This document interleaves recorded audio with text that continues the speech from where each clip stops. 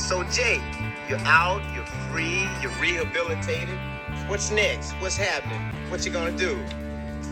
We're putting the band back together. The numbers all go to 11. I'm talking about bands that rock. Led Zeppelin. What about Sabbath? AC/DC. Motorhead. Does that mean it's louder? Is it any louder? Well, it's one louder, isn't it? We're not worthy! We're not worthy! Why don't you just make 10 louder and make 10 be the top number and make that a little louder? These go to 11. I get up off the ground and raise my head. Days like this, think I should be dead. One for Satan, two for me. Let's cheat the devil, it's fun, don't you agree? Welcome to the Nothing Shocking Podcast. I'm your co-host, Jeff Untied, and with me in Dog Bowl Studios is my co-host, Coach Nez. You can find us on the Nothing Shocking Podcast on Libsyn or any pod catchers. You can find us on Facebook or Twitter at No Shock Pod. You can also find the Nothing Shocking Podcast on Rock Rage Radio every Tuesday evening at 10 p.m. Central Time. We would like to thank Bob Zerl for his technical contributions. Our sponsor is RockHeart Records in downtown Rock Island, Illinois, coming back to downtown Davenport, I believe, in November. We would like to thank the Hong Kong Sleepover for letting us use their music for our intro and bumper ending. Music news, Mr. Untied. Yeah, a little bit of a somber note. We had Spencer Davis from the Spencer Davis Group. Yeah, just passed away. Stevie Winwood, that was where he got his big break from, yep. Spencer Davis. They had a big hit back in the 70s, Give Me All Your Lovin', right? Yeah, Give Me Some Lovin'. Or Give Me Some Lovin', or something like that, yeah. And we had Tony Lewis of the Outfield. Yeah, the Outfield. Passed away suddenly. For you and I, we're 80s kids. Yeah. The Outfield was a big soundtrack to our I remember having their teenage years on cassette. Yeah. So, everybody recalls Play Deep, the debut album from the Outfield, and their follow-up, Banging, both great albums. I know they're stylistically they tried to change throughout the years. I believe that guitar player John Spinks, I think that's what his name was. I'm not quite sure. His last name was Spinks. He passed away a few years ago from cancer. So the drummer, I believe his name is Alan Jackman, is the only remaining member of the band. So the Outfield was a band of the 80s, and it serves as a soundtrack to most 80s kids' high school careers. So this was a big loss again, and I guess we don't need to dwell on the loss of these two rock and roll legends. We need to get to our interview with... Yes, we had Albert Bouchard of the Blue Oyster Cult. Yeah, and so if you're not familiar with Albert Bouchard, he was the drummer / guitar, one of the guitar players in Blue Oyster Cult. He also was the primary writer of the Blue Oyster Cult album Imaginos, and so he is released Re-Imaginos, which is the basically the acoustic version of Imaginos. He did his own video too in his house with cardboard. Yeah, it was pretty fascinating. Yeah, so enough of this jibber jabber. Let's get to our interview with Albert Bouchard. You can get your copy of Re-Imaginos November 6th on RockHeart Records, Deco Entertainment.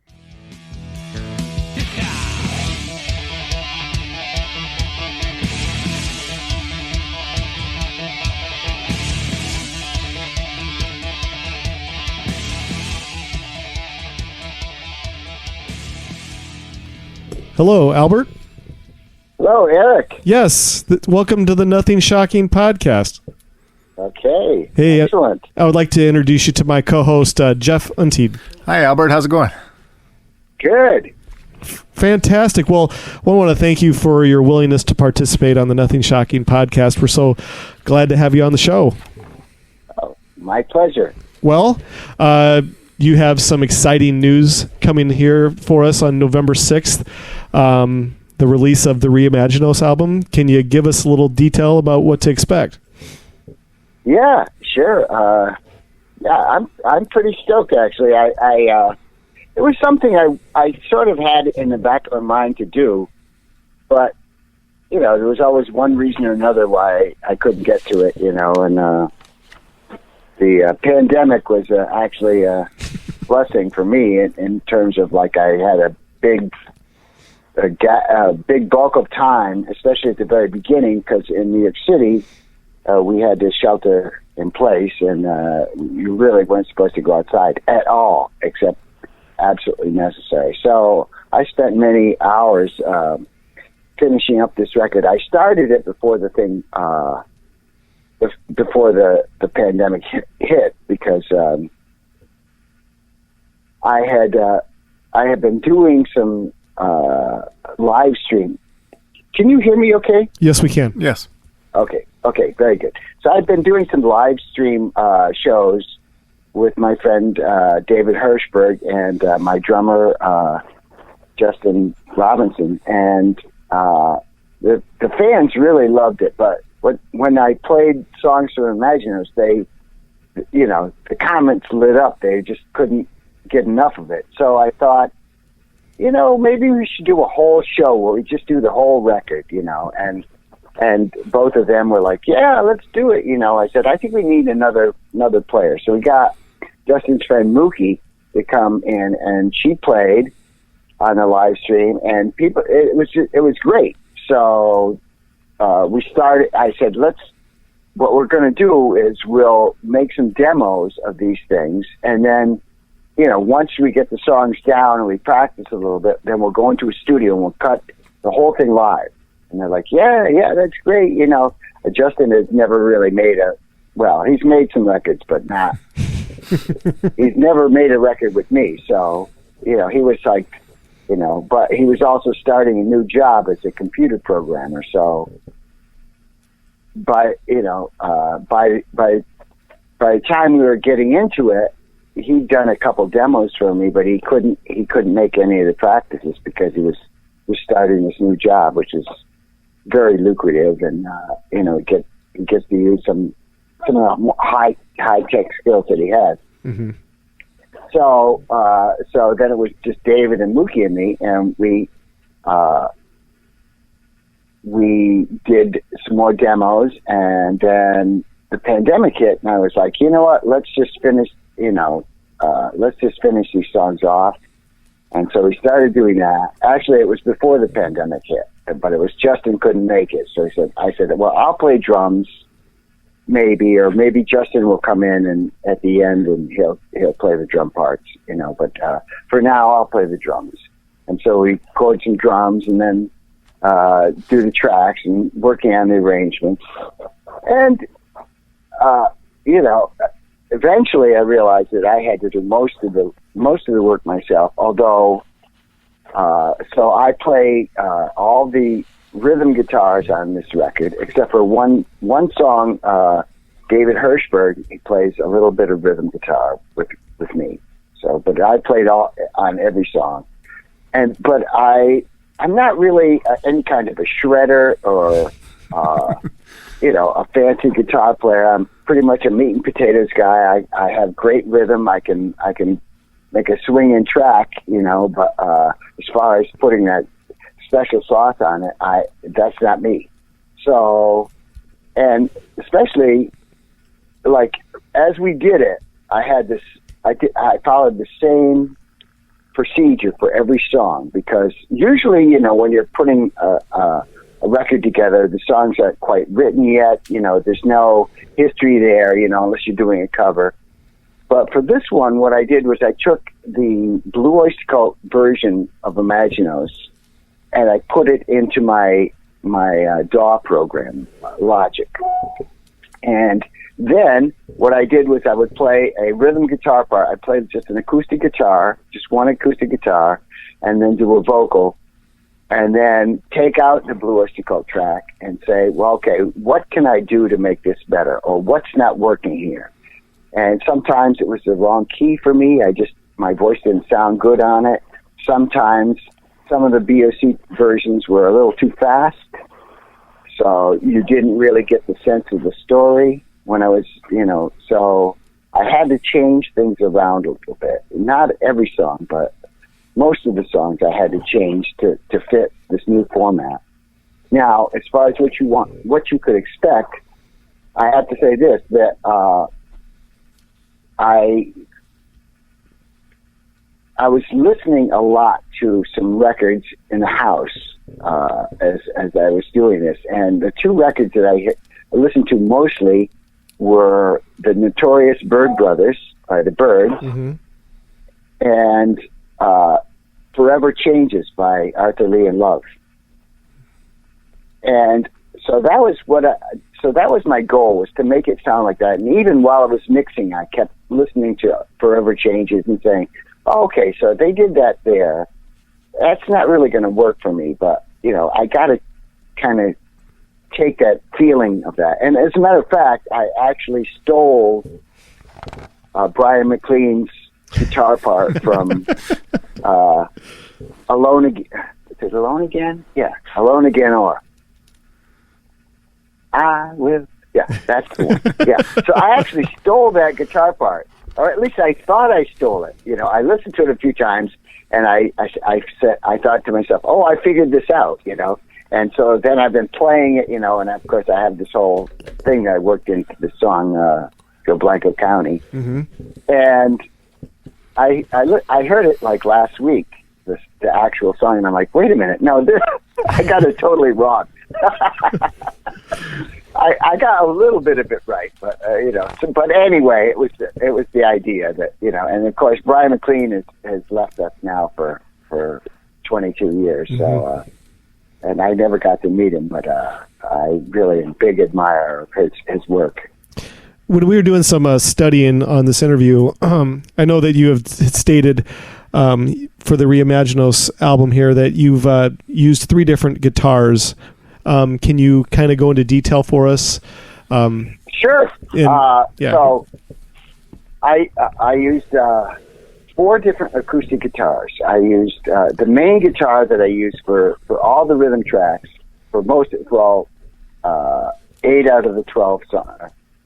10 out of the 12 songs was a Taylor 8-string baritone guitar. It's a baritone guitar, which is a lower pitch than a regular guitar, except that the 2 highest and the 2 lowest strings are the same as are tuned like a regular guitar, except lower. But the 2 middle strings, which are, I guess, what would that be? The A string and the D string, those 2 are strung in octaves. That's the extra 2 strings. So it gives it almost a 12-string-ish kind of sound, and also, but it's much easier to play than the 12-string. Baritones in general are a little harder to play than a regular guitar because the necks are longer, the strings are thicker, but I believe it's worth the pain, because the sound is just so rich, especially if you put 2 of them together. It sounds like a big, like 2 grand pianos or something. It just sounds symphonic. So I was really getting into that sound. So that's my main guitar on all the songs. But I also played, I have a Taylor 414, which is and it's got a cutaway. It's electric. Oh, that's the other thing, is that for all the acoustic guitars, for the Taylor guitars, I only used 2. I had the 316 baritone and then the 414 regular guitar. And for those, I used the electronics and a mic, so that it's mic'd up, but it also has the sound of the pickup, because the Taylor guitars, in my mind, they sound the best plugged in of any acoustic guitar. Even the Gibsons don't sound that good. They're kind of quacky and it's a weird sound. I just don't like the sound of plugged in. But Taylor's actually sound fairly good. Now, since I made the record, I bought another guitar, which is the Fender Tele Acoustic. And that is the best sounding acoustic sound I've ever heard plugged in. It's amazing. It sounds just like a gigantic acoustic guitar. And it's a little thing. But I didn't have that for this record. So But I also used a Fender 12-string acoustic, which is a pretty decent guitar. It's big. It's a dreadnought. I look ridiculous. I played it with Blue Oyster Cult when I was out there with the biggest guitar on the stage. The littlest guy. Well, no, Donald's littler than me. Buck Darmon's littler than me. But all the others were, Kaz and Sultan and Richie Castellano and Jules Rodino is like 6 feet tall. So, I look ridiculous with this gigantic guitar. But anyway, that's a good guitar. It's very reasonably priced. I think it's under $500. And then I also used the last one was I'm blanking on the name. I paid $100 for it. You got a good deal. It's a Chinese acoustic guitar. And why I used that cheap guitar was that I'd seen somebody talking about Tom Petty and how he got the sound for Free Fallin'. You know the song, right? Mm-hmm. Absolutely. Yeah. So what they did was they had an acoustic guitar. They doubled the acoustic guitar. They had a 12-string guitar also, but in addition to all of that, they had two tracks of what they call the Nashville tuning, or the high-strung tuning, which is basically you take a 12-string and you take all the regular strings off, and so you have the E and the B, the top, the highest strings on a regular guitar are still the same, but all the other strings are skinny strings. They're just straight steel strings, and they're tuned an octave higher than they're supposed to be. So it's E, A, D, G are all high. So the effect is you play the exact same part with the exactly the strumming and everything is just exactly the same, and it sounds like a huge 12-string guitar. That the problem with the 12-string, besides it being hard to play, is that the articulation between the string, you don't always put your fingers exactly in the right spot, on the string. So you might have, not only the articulation is better, but it's also more in tune. Because when you have two strings side by side, and one's an octave higher, or in the case of a 12-string, it's usually a unwound string next to a wound string. And so it's very hard to get those two strings to sound. I'm geeking out on this. I'm sorry. It's all right. But yeah, so that was the other thing, is that for about 4 out of the 12 songs, I played this high-strung guitar, which I'm going to donate to. I was going to donate it to charity, and then I thought, well, nobody knows about this guitar yet, so let me wait until the record is out, and then I'll donate it. And get some money for it. Hopefully more than I paid for it. But anyway, I'm not keeping it. I already bought another guitar to use for that. But. Excellent. Go ahead, Jeff. Yeah. Did you always did you start out as a multi-instrumentalist, or is that something you developed and worked on through the years? Yeah. No. Well, I had this question earlier in an interview, and so my first instrument was a drum. I played it at 3 years old, and by the time I was 3 years and 3 months old, it was gone. I never saw it again. So I guess my parents were not thrilled with me playing the drum. But then when I was 7, I started taking piano lessons. I took it for 4 years.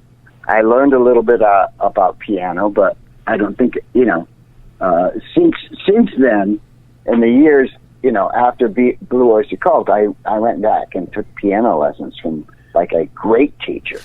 And I learned so much. I mean, I'm a much better piano player now than I ever was back then. But I knew enough to write little songs. I was writing songs on the piano when I was like 12.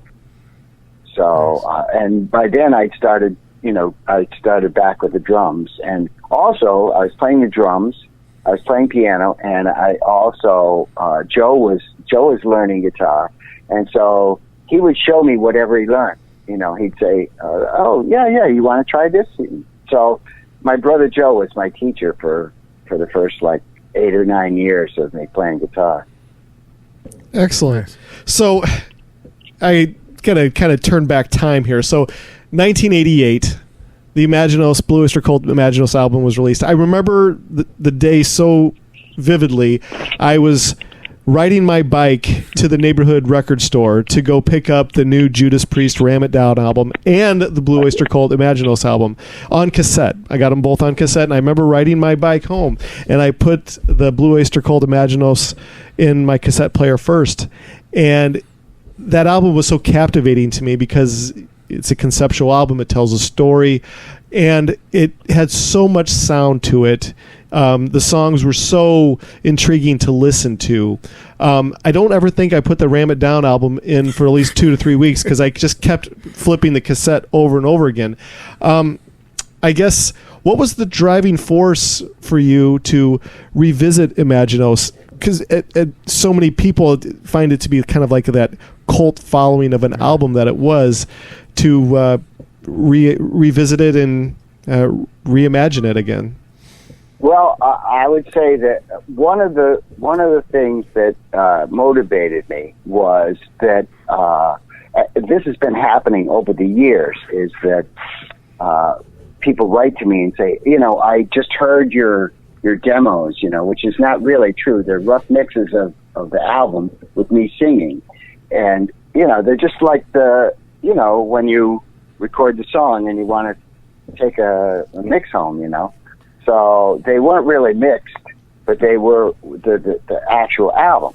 But they would say, I heard your demos, I wish they sounded better, I hope that you can remix them someday, or, you can put out your version, and at the time, I knew that I couldn't just do it myself. Number one, I didn't have the tapes, and number two, they belonged to Columbia Records. Mm-hmm. They were the ones who paid for it. I don't know if, I've looked over my contract, and there was no language in the contract or no opportunity for me to, after a certain period of time, I could buy them back or I could get them back somehow. Of course, now probably they just give them to me because they don't want to, but we couldn't find them. Now, about 2 months ago, I'd already recorded this record, and I get a call from Huey Lewis's saxophone player. I can't remember his name at the moment, but he was in charge of the HL headquarters in California, in San Francisco, and right next to his office was a recording studio called Alpha and Omega, which was Sandy Pearlman's recording studio. And so he went there one day, and he sees all these 2-inch tapes, like a mountain of them outside of the thing. And she's like, I got to do something with these things because I'm not paying for the rent on this place. I'm going to sell all the equipment in it, and if anybody wants the tapes, they can have them. So he said, well, I don't want them, but I know that probably the people who own them or the people whose names are on the tapes, would want them. And so I will store them here at Huey Lewis headquarters and until we can figure out what to do with them. Mm. So he saw my name on there, and somehow he sent me an email and said, I have these tapes that have your name on it and in San Francisco. And I'm like, oh my God, that's got to be the Imaginos. So I called him. We talked for a long time, and and then he sent me pictures, and they were my tapes. Yeah. And in addition to all the 415 stuff and the replacements and all kinds of stuff that was in there. But anyway, so they're still figuring it out right now. But and I said I would remix them, but right now, I've already re-recorded it, and I would write back to people and say, I can't do this, and they'd say, well, how about you just re-record them? And I thought, well, maybe I would do that. But for a while, I was mad at Sandy because of what happened, with the whole situation. And but over the course of time, I had lost some friends. My friend Alan Wheels died, and then David Roeder died, and then Sandy Pearlman's wife, Joan Shapiro, died. And when Joan died, he called me up and said, I feel so bad about David and Alan, and you heard about Joan. I said, yes. I feel so bad. She was such a lovely person, And he said, yeah. So we started communicating again on a human level, and it was very nice. And then he was supposed to come back to Long Island and teach at Stony Brook for a semester or two. And so we were like, we've got to get together. Maybe we can, figure out what, if we want to do another one of the second volume of Imaginos, and not make the same mistakes we made the last time and all this other stuff, and of course, then he had his accident and went to a coma. And when I went to the hospital, when he came out of the coma in February of 2016, and he couldn't speak, so it was very unusual because I could speak, and he never interrupted me. That never ever happened. So, and I spent a total of 16 hours in the hospital with him. So there was a lot of time talking and just telling stories and reminiscing and about these things and singing songs. I sang Imaginos songs. I sang songs from the album that never came out. The second version of supposed to be the second record, and I still remember some of those songs. And so I sang in them, and he was smiling, and I told him I loved him, and he started crying. It was really super emotional and cathartic. And I think that at that point, we basically forgave each other for all the things that we said to each other. You know how it is. Yeah, absolutely. So then he died, and I kind of didn't really want to deal with it for a while, until just recently. And then, and also the other thing is that my relationship with the Oyster Cult has gotten back to where it used to be. So it's just a very, I'm feeling very warm about the whole thing and wanting to do this album justice, and also just because I felt like I couldn't just go on and do the next version without addressing the issue. Okay, here's the thing. Here's the final straw that really made me think, as I'm teaching these guys in the band how to play the songs, I pull up Imaginos. Now, Imaginos, I'm not going to, the song Imaginos, I could not stand the version that came out. I thought that the bass player, what was his name, John Rogers, I thought he ruined the song, and the vocal was terrible. And so I'm telling the guys in the band all this, oh yeah, it's so bad and blah, blah, blah. And I played my version of it, and it sucks. My version is bad too. It's like, oh yeah, that's right. It was too fast, and it was high to sing, and I couldn't sing all the parts right. And that's right. It was a whole.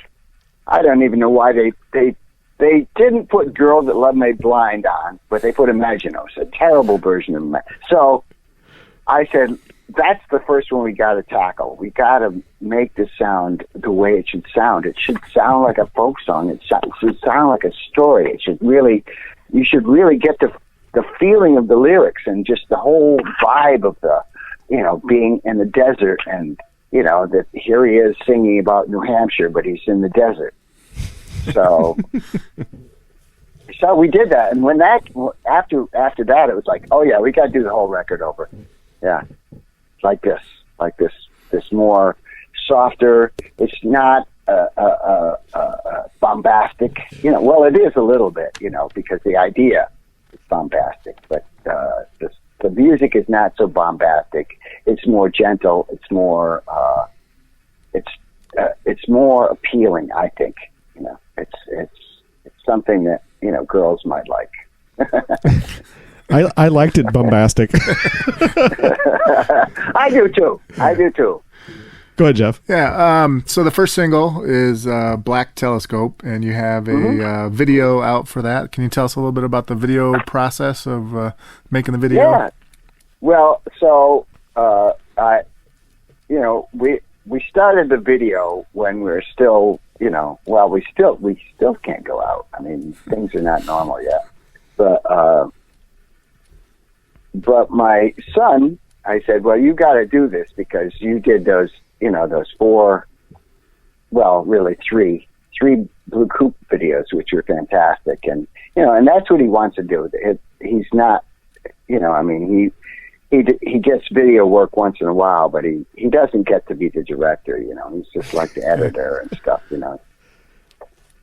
And he's working in the school where I used to work, and he doesn't like that at all, And I know it's a waste of his talents, but I did that too. So I wasted my talent, in the service of the public service. So you can feel better about that. But it was a weird thing to be a teacher. I eventually, after a few years, I couldn't just be a teacher. I had to do more. I had to, either be the union guy, the U of T chapter chairman, and I was on all these committees. I'd get on the committees. I was the dean for a while. I was the assistant principal for 6 years. So I did all sorts of stuff, but, and I learned a lot. So that was a good challenge for me. But for him, he doesn't see that arc of working in the school. He can't wait to get out of it. So anyway, he said, yeah, I got a great idea for the video, Dad, and I had gone out here to Long Island where I am right now. And cause I had a dentist appointment, I think, or something. And anyway, so I left him alone for a while. And when I came back, he had built, the hull of a ship in the living room. He'd taken all these boxes.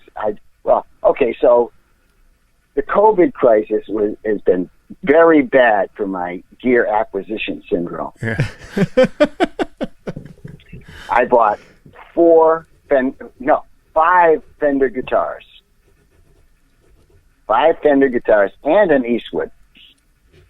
So, and they all come in these big boxes. So we had all these big boxes there. And so he took 3 of these guitar boxes, and broke them up, and they're boxes within a box, how they send them. So, so he's got like 6 boxes that he's torn up, and he's turned it into the bow of the ship. And he said, we're gonna make the video out of cardboard. I said, what? He says, yeah, everything's going to be made out of cardboard. You'll see. So, and so it was over the process of a month where we built he built a ship.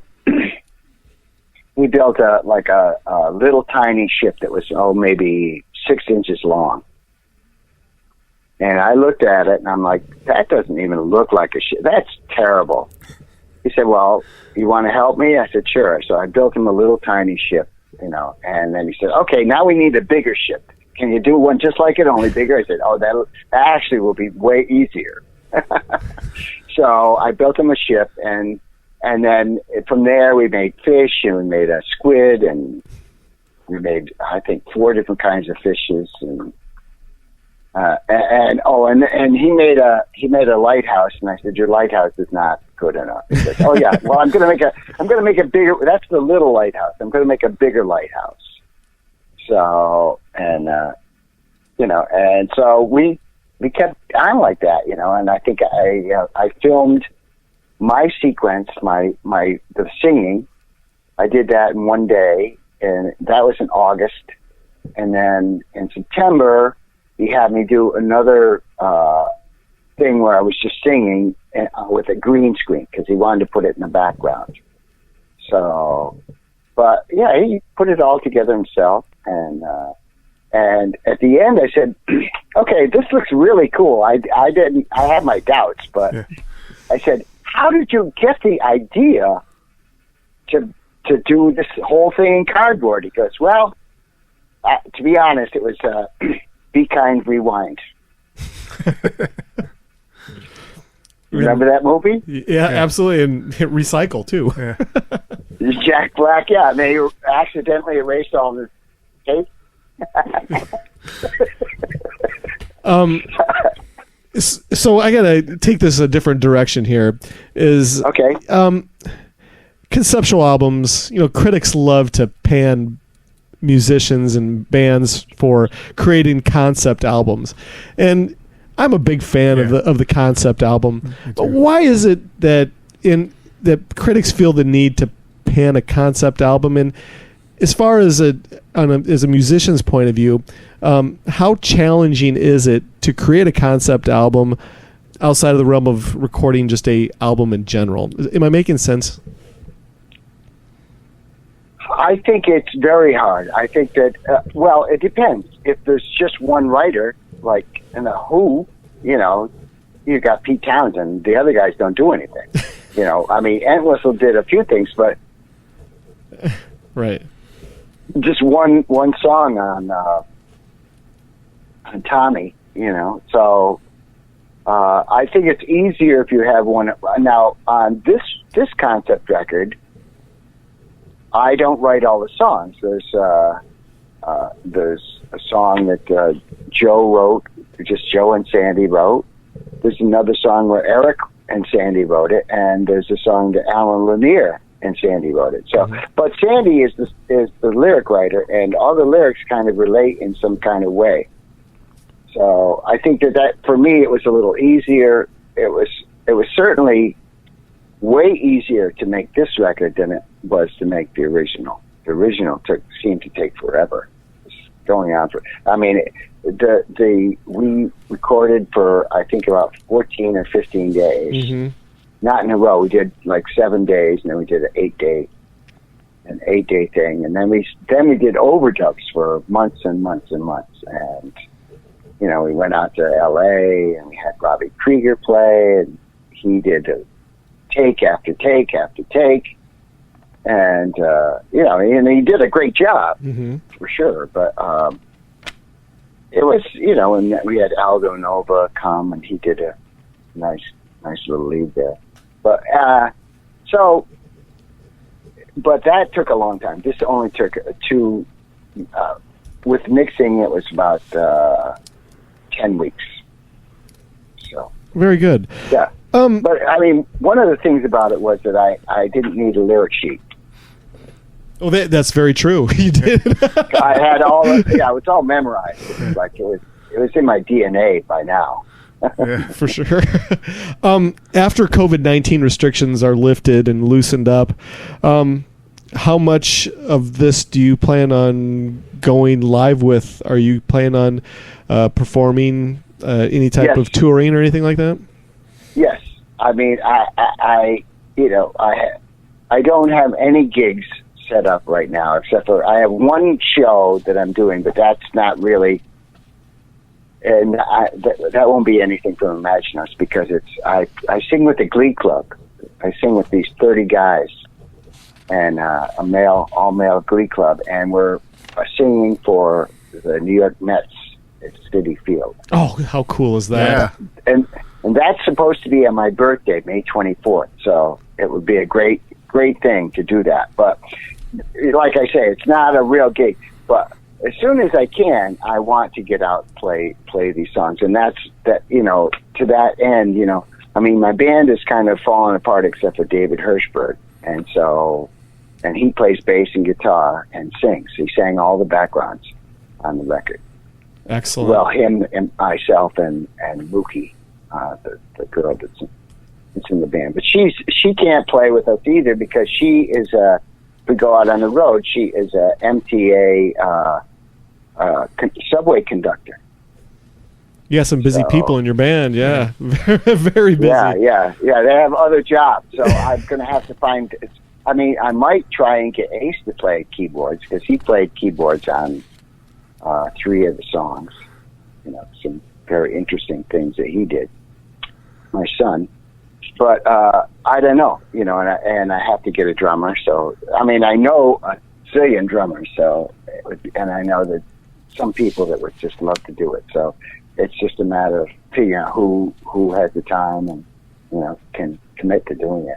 But yeah, I plan to go out and do all these songs live. Absolutely. Excellent. I got one more question. Jeff, do you have another question? Go ahead. All right. Well, here's my last question. This is it would behoove us to ask a brain surgeon's question. Is there ever going to be a return to the brain surgeons as far as making any new material? Or is that just done and is that done with? No.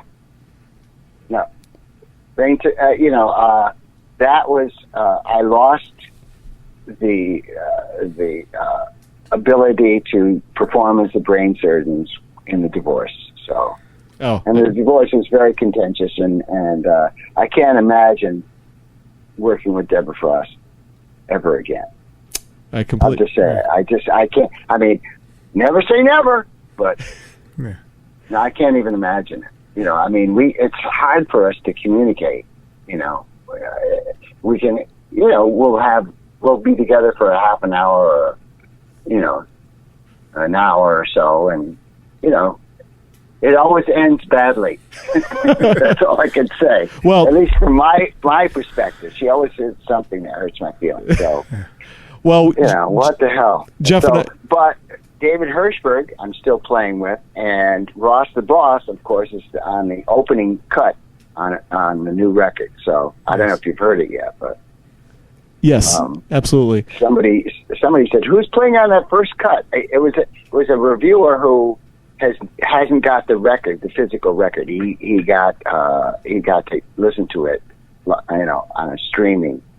I guess Deco has got something for streaming, but so he heard it, but he didn't know who it was. And I said, "Well, that's Ross the Boss." He goes, "Oh, wow." So yeah, and like I say, I'm working on the new Dictators record as well. So excellent. So Ross and I are going to be playing, and I wouldn't be surprised if Ross was on the road with the Re-Imaginos band. Well, that's fantastic. We have Ross coming to the Nothing Shocking podcast in a couple of weeks toward the end of October. So, yeah, Albert, it's been a fantastic interview. Yeah. We want to thank you so much for agreeing to come on. Thank you so much. Coming on the Nothing Shocking podcast. Thank you. It's been fantastic. Hope people like it. Oh, absolutely. And so this is how it kind of works. We have a couple episodes out before yours. So your episode probably will be available in about 2.5 weeks. And when it's available, I will send the link to your PR people, and then please share it where you can. Great. Thank you so much. Thank you. Have a great night. Okay. Bye-bye. You too. Thank you. Bye.